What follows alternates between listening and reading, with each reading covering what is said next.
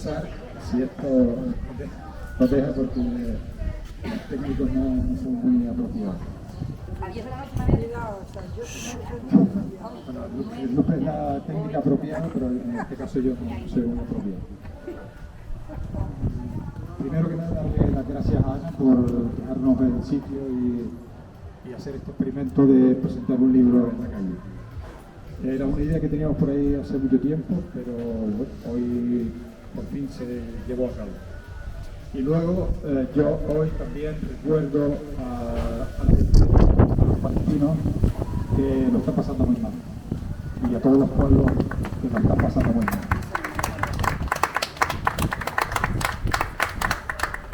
Hoy presentamos el libro Yo Esclavo, como le habíamos prometido, que estaba ahí en la listera.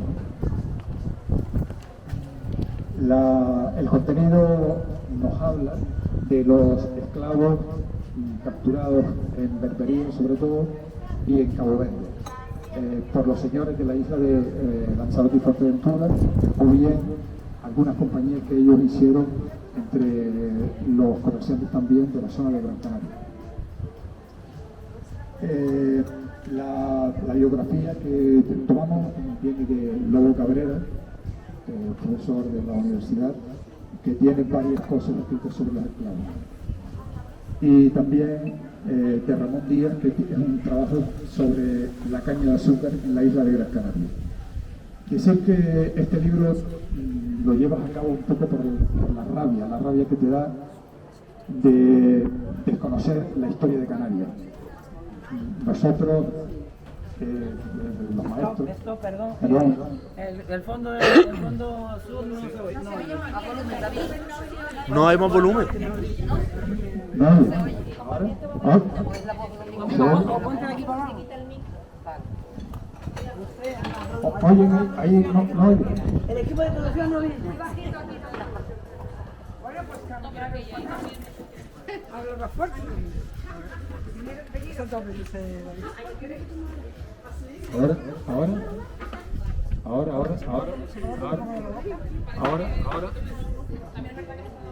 Ahora. El viento. A ver, ahora. Dale al otro lado, al tope. Ahora. Bueno, vamos a ver. Es que cada vez que se para un poco el micro se deja de oír. Bueno, vamos a ver. Es separatista. Decir que al escribir este libro sientes un poco de rabia, porque no nos enseñan la historia de Canarias y hay ciertos apartados que no se cuentan. Miles de personas vinieron de la costa de África hasta Fuerteventura, Lanzarote y Gran Canaria. Podían ser lo que nosotros llamamos, o ellos llamaban moriscos, que eran árabes, y también negros que muchas veces eran esclavos de estos señores moriscos. Y luego, sin olvidar que es una historia también muy dura, los nativos canarios en la conquista, después del siglo XV, también fueron enviados a muchos lugares de la península, como a Sevilla, a Valencia, a Baleares, a Lisboa y algunos lugares más de Europa. Las islas estaban divididas en dos partes. Una eran las islas... Se oye fatal, perdona, pero yo se oye fatal. Ponte de aquí mirando para abajo o bájalo. Producción. David, por favor. Así pues después a través de la tele lo ves. Sí, ustedes siguen, oye. Ellos están comprometidos diciendo que oyen, pero no oyen. Sí se oye, vas. Bueno, vamos a ver. Habla un poco más alto, a ver si... Bueno, vamos a ver. Entonces, decíamos que las islas, cuando la conquista, estaban bajo el régimen del rey, o de los reyes, y otros bajo los señores. Una era de señorío y otra de realengo. Venga, a ver si supo el sitio. ¿Como al lado tuyo?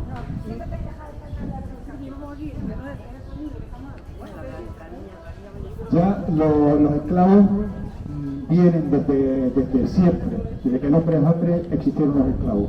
Por ejemplo, grandes imperios como Grecia o Roma montaron su imperio sobre los esclavos. Ellos conquistaban terrenos, territorios y a las personas que ellos querían pues convertían en sus propios esclavos que estaban para lo que ellos decidieron. Luego en la Edad Media pasó a la servidumbre, donde el señor manejaba un territorio y toda la gente que estaba dentro de ese territorio tenían que obedecer lo que decía el señor y tenían lo que llaman la servidumbre. Luego en muchos lugares, por ejemplo en el continente africano, existía una serie de rutas que llevaban a los esclavos, sobre todo de la zona negra. Había varias rutas, una que iba hacia el norte, buscando Argel, y otras que iban hacia Oriente Medio o hacia el Mediterráneo. Se cuenta que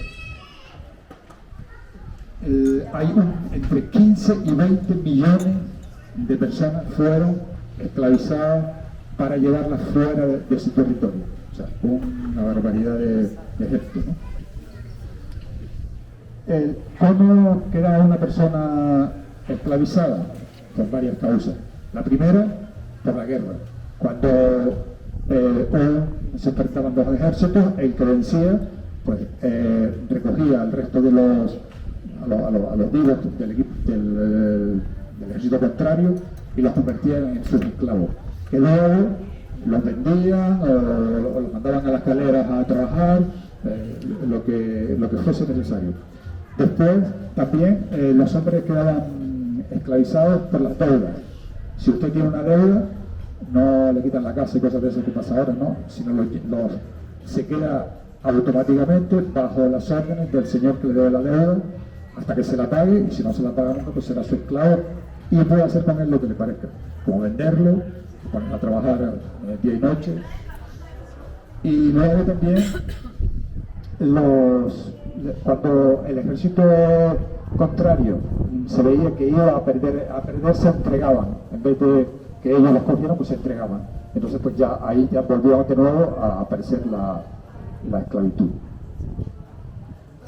En Canarias se practicaba a partir del siglo XV, empezó la conquista de Canarias en el año 1402, 1404 nos tocó Fuerteventura.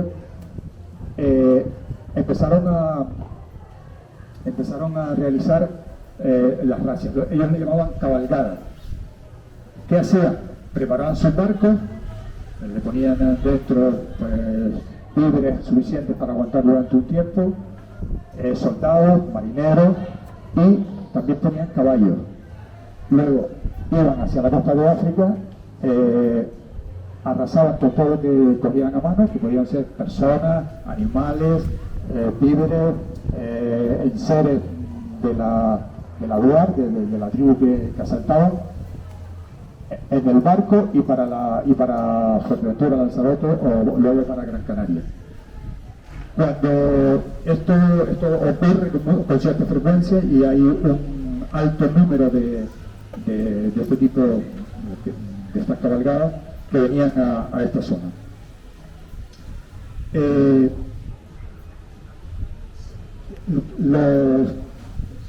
También aquí estaba la hacienda, no se olviden que la hacienda siempre está ahí esperando, ¿no?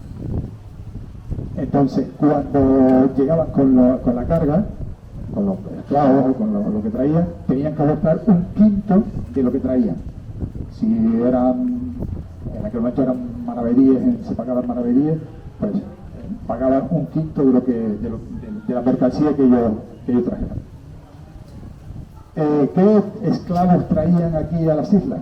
Pues traían los árabes, que luego ya aquí llamamos moriscos, los negros y también los nativos de las islas, que se convertían también en esclavos cuando ellos no aceptaban pertenecer al bando de paz que decían los dueños, los territorios, los jefes. Si no pertenecían a ese, entonces pertenecían al equipo de guerra, digamos, al bando de guerra. Y entonces tenían que hacer todo lo que dijera el Señor. Muchas veces lo que hacían es los convertían en esclavos y los vendían. El trato de estas personas pues era inhumano. De inmediato ya les colgaban las cadenas en el cuello, en los pies. Luego ya cuando entraban en el territorio los vendían y había como una especie de rituaje, ¿no? Una cosa, lo primero que hacían es cambiarle el nombre. Si no se podía llamar con el nombre que él tenía en su territorio de origen, le cambiaban el nombre. Luego lo convertían al catolicismo, tenían que dejar su religión, la que tuviesen, y pasar al catolicismo. Si lo veían practicando su propia religión o incluso su lengua, hablando entre ellos en su lengua, eran castigados de una forma brutal. Luego no podían casarse. Si se casaban, tenían que vivir en casas separadas, la mujer aquí y el otro con el otro señor en el otro lado. Y esto también es muy grave, que todos los niños que nazcan de las esclavas pasan a ser esclavos. O sea que una mujer pare un niño o una niña y ese automáticamente pasa a ser un esclavo. Y por supuesto pasa a ser dueño, mejor dicho, siervo del dueño de la madre. En este trasiego de ir y venir hay unos personajes, como son los trojamanes, que eran personas que conocían el lenguaje árabe y también conocían el lenguaje, muchas veces el lenguaje de origen y otras veces el lenguaje que usaban los castellanos o andaluces que estaban en esta zona. Entonces, entre ellos y los aladudos, cogían y se ponían de acuerdo para hacer trapicheos entre ellos, ¿no? Uno de ellos, por ejemplo, era el rescate. Vamos a suponer que nosotros invadimos vamos a Berbería, pero uno de los nuestros se queda en Berbería, porque tiene mala suerte, le atrapan a aquella gente y se queda en Berbería. Entonces ellos piden rescate a los castellanos, o al revés. Si los castellanos apresan a una persona importante, como puede ser el jefe de la lugar, de la tribu, o puede ser una persona religiosa importante, pues luego piden un rescate. Entonces hablan entre ellos y pues ya se ponen de acuerdo y pagan. Una cosa curiosa es que cuando los castellanos eran los que se quedaban allá, tenían que pedir una autorización al rey para poder, si no tenían dinero para pagar el rescate, tenían que pagar dinero a los bereberes. Y entonces, si no tenían, tenían que pedir permiso para pedirlo en la calle, en los mercados, en la iglesia, donde quiera que fuera, ¿no? Y entonces conseguir el dinero que no tenían para luego rescatar al compañero. Había otro impuesto, que tiene un nombre muy raro, al mojarifazgo, también que se le pagaba también a la hacienda de España, digamos, de la península en este caso. La novela en sí pues habla de esos trasiegos del señor de Fuerteventura, sobre todo el trasiego que hace a la isla de Gran Canaria y luego el trasiego que hace a Berbería, ¿no? Hay varias cabalgadas que hacen, que van a buscar gente y luego también aparece cómo se trabaja la caña de azúcar, cómo van, además abren el mercado, ya no se contentan con ir a hacer racia, a ir allá y buscarlo como sea, sino que luego hacen un mercado. Entonces abren el mercado y van pues, a los ríos de Guinea, en el Golfo de Guinea, en la costa de África. Luego también van a Magarabomba, otro hombre que también está por ahí, y luego a Cabo Verde, a las islas de Cabo Verde. Las islas de Cabo Verde fueron unas islas que estaban deshabitadas, llegaron los portugueses y entonces empezaron con el negocio de esclavos a traer desde la costa de África, Senegal y esos territorios hacia Cabo Verde, y ahí los tenían, y luego de ahí, o bien, en este caso lo compraban la gente que vivía de Canarias o otro mercado, y también desde ahí se enviaban luego más tarde se enviaron a América, ¿no? A Brasil, a Antillas, Cuba y todo ese sitio que hay ahí, más el sur de América del Norte.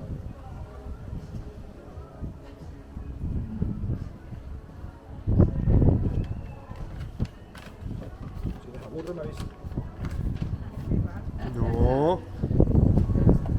¿En qué trabajaba esta gente?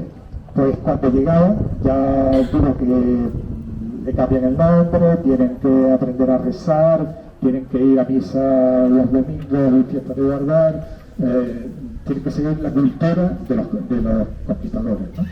Y de los que la atrapan.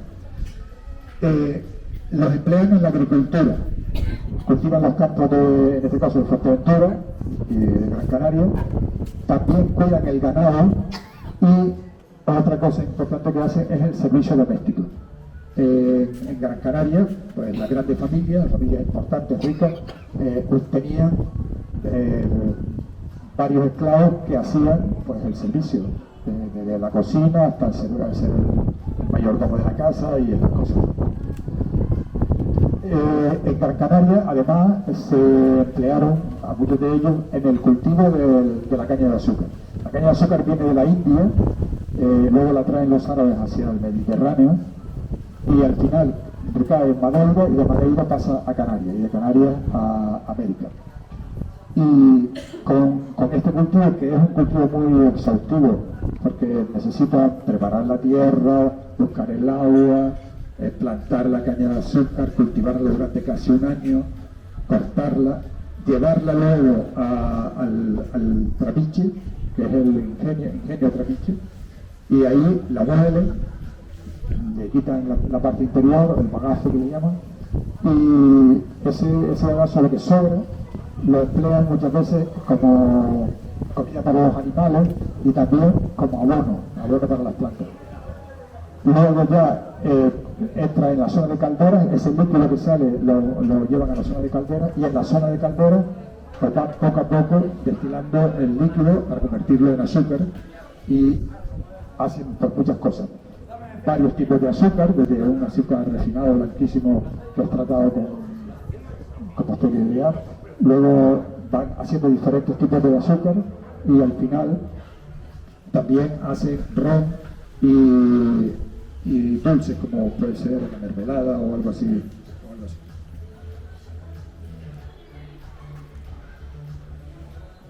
Otra cosa muy curiosa también de este caso de los esclavos es que tú podías, si tenías un esclavo, lo podías alquilar. O sea que yo tengo 2 esclavos y Rafa necesita 2 esclavos para su plantación, para regar su jardín, y él me los arrienda a mí y me paga a mí, y el esclavo hace el trabajo. Ya un poco el colmo de los colmos. El mercado de la caña de azúcar, luego había unas restricciones muy exhaustivas del Cabildo Canario en ese momento.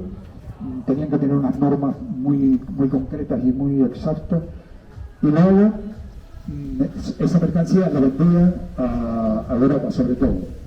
Los europeos pues, se especializaron en tomar azúcar, y ya después con las cosas, con diferentes bebidas que llegaban, como el café o así, que llegaban de las Indias, pues ya pero al azúcar le cogieron mucho cariño.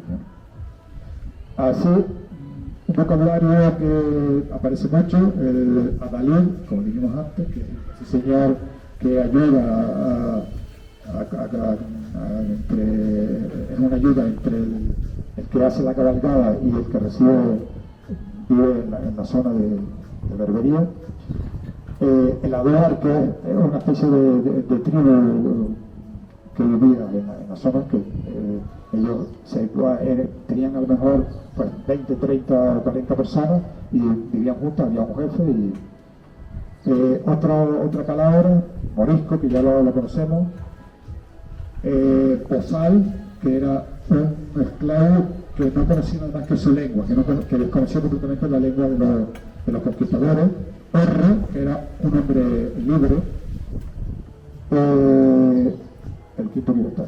Y decir también, es importante en este caso, en Fuerteventura, atacaron la zona de Túnez, los ingleses, en el año 1740, y muchos esclavos estuvieron esclavos por parte de los majoreros, estuvieron defendiendo el territorio, ¿no? Y consiguieron que los ingleses no se llevasen a nadie en sus barcos, ¿no?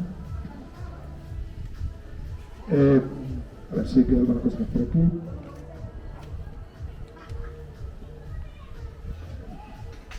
Hay otro detalle también que a mí me parece muy curioso. A los esclavos no les permitían tener el dinero.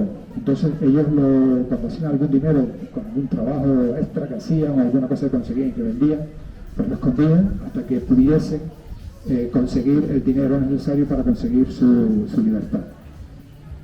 Y hay una cosa, debo decir, curiosa, que no podían ni recoger siquiera, cuando se hace la cosecha de la cebada, por ejemplo, siempre se queda algún trozo de cebada, algún gajito de cebada en alguna parte, pues ni eso lo podían recoger, no le permitían ni siquiera recoger esa cosecha, que a lo mejor con eso pues hacían alguna comida o lo vendían para sacar algún dinero, ¿no? Y si los pillaban, por supuesto, eran castigados. Otra cosa también que le hacían, que se me olvidó al principio, es la marca. Marcaban a los... Normalmente le ponían una S con hierro, un hierro candente. Algunas veces le ponían hasta en la cara, en el hombro, en el pecho. Y algunos pues eran un poco más listos y decían, no, vamos a ponerlo en la espalda, que no se ve, y entonces pues el esclavo o la esclava tiene un poco más de valor. Son situaciones muy duras, ¿no?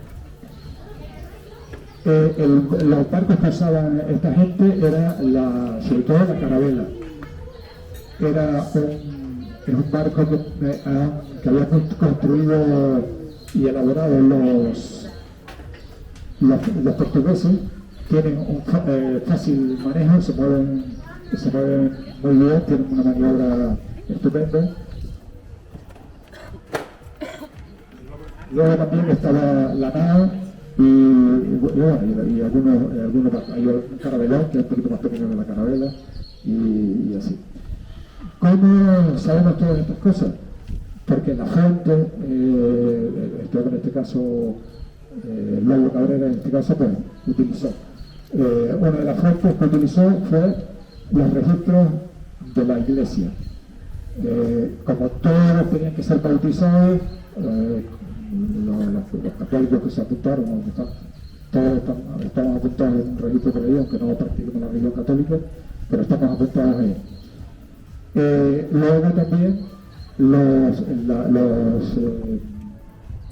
los trabajos del Cabildo, en el Museo Canario también se consiguieron algunas cosas, y después los notarios. Esta gente siempre llevaba, normalmente por norma, llevaban al escribano.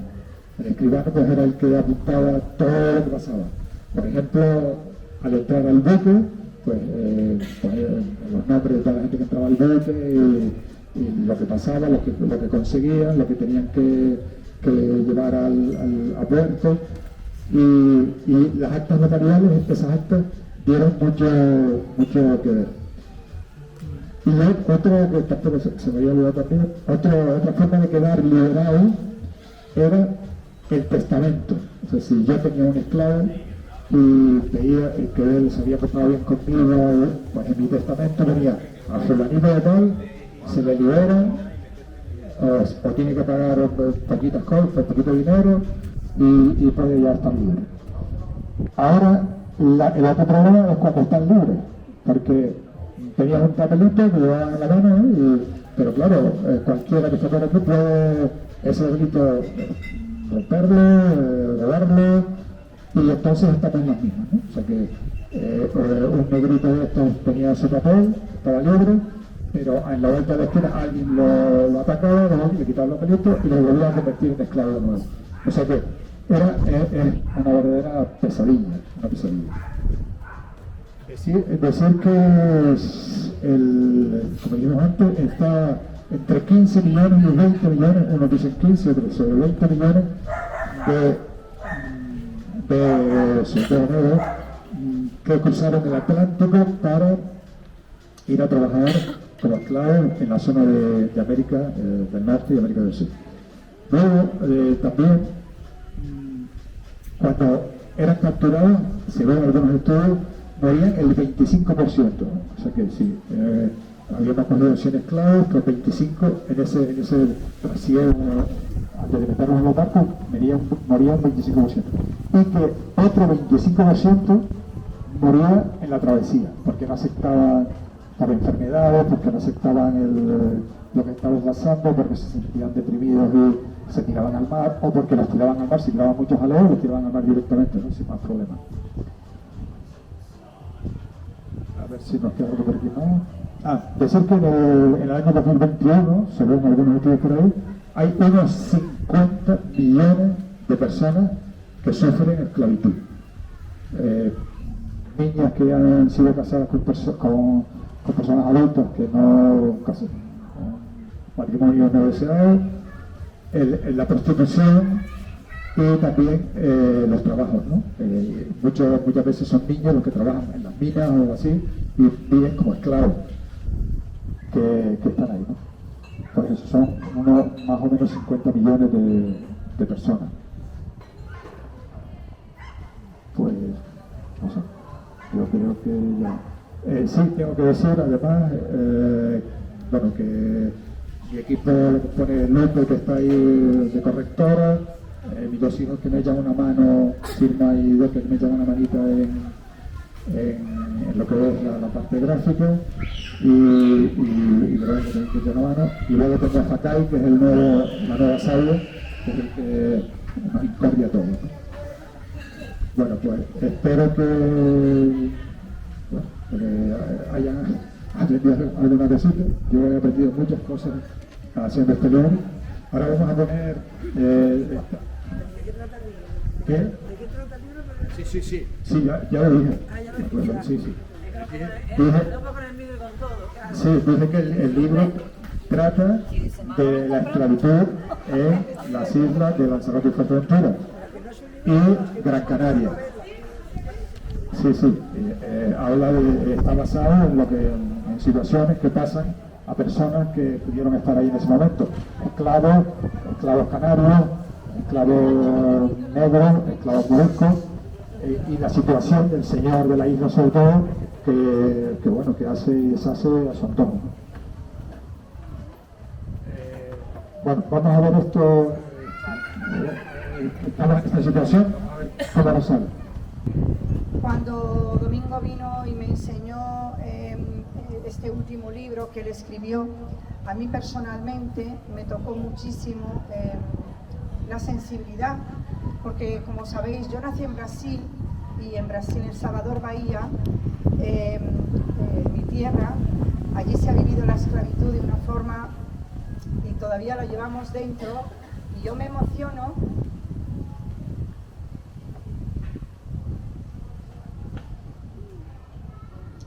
porque no podemos olvidarnos de dónde venimos, ¿verdad? Es tan importante la cultura y es tan importante la historia para saber de dónde venimos y a dónde nos dirigimos. Y mi país ha sido, y es, sobre todo donde yo nací, en Salvador Bahía, el 99% son negros, somos descendientes de esclavos, ¿no? La población es, no como que pasa en Río o en San Pablo, pero en Salvador Bahía es donde está la concentración más grande, en el Pelourinho, que es donde se hacían la venta de esclavos.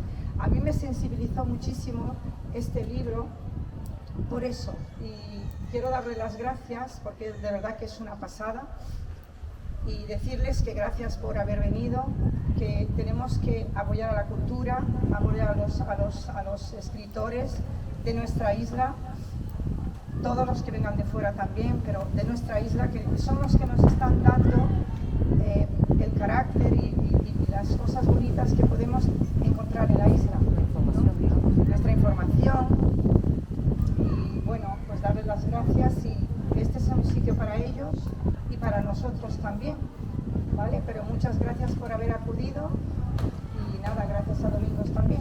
En el libro vamos a enterarnos de muchas cosas más. Pues sí.